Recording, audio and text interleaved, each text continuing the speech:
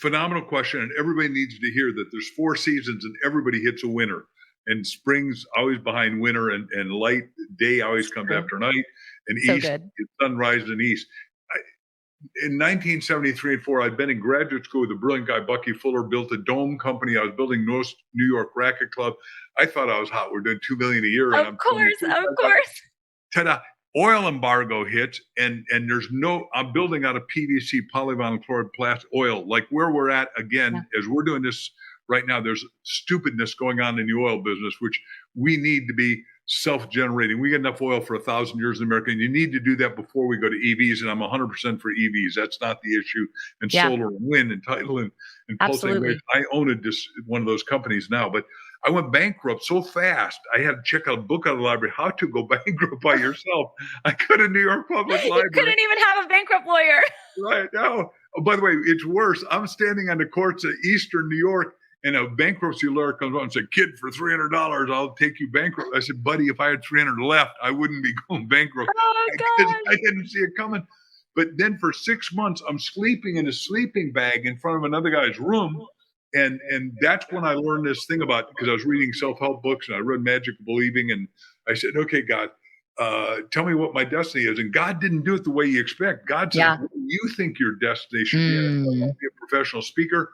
I go to my 3 roommates in Hicksville, Long Island, New York. We're paying $100 a month rent. So you can see we're not living in style and profiling and styling. Anyhow, one guy says, "I'm in real estate." And in real estate, interest rate was at 28%. So we was in the tank. But the guy said, "There's this kid out there talking." Because I said, I don't want a cotton top, a white old person. I got to have to relate to him. It can't be a Broadway star, a celebrity, a medical doctor, lawyer. He said, "Yeah, this kid's your age." He's actually 5 years older, 10 years older, Chip Collins. And he's wowing 500 people. And I go up to him at the end, and back to this whole thing is ask, because your whole life is you ask, and are you in a receptive mood? Receptive mood is what gets it. That's why the Bible says pray, as though the thing for which you're praying has been received. You got to be it before you get it. You got to be it to do it to have it. And most of us want to have it without being it. Anyhow, I watched this guy go up to him, and I said, "Let me take you to lunch." He said, "What do you want, kid?" I said, "I want to do what you do." He said, No, you don't want to do this. And I'm not letting you do my industry. I said, "I'll buy lunch.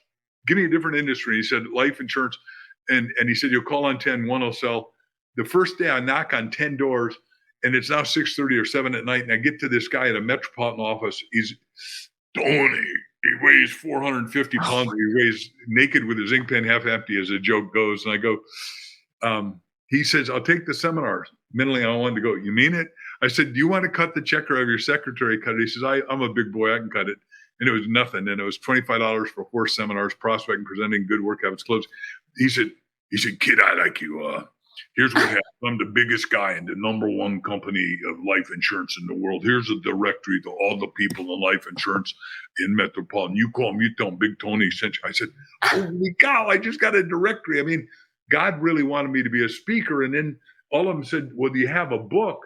And I said, "Wow, that is like way cool." So first self-published book used to cost $1 each. We sold them for 10.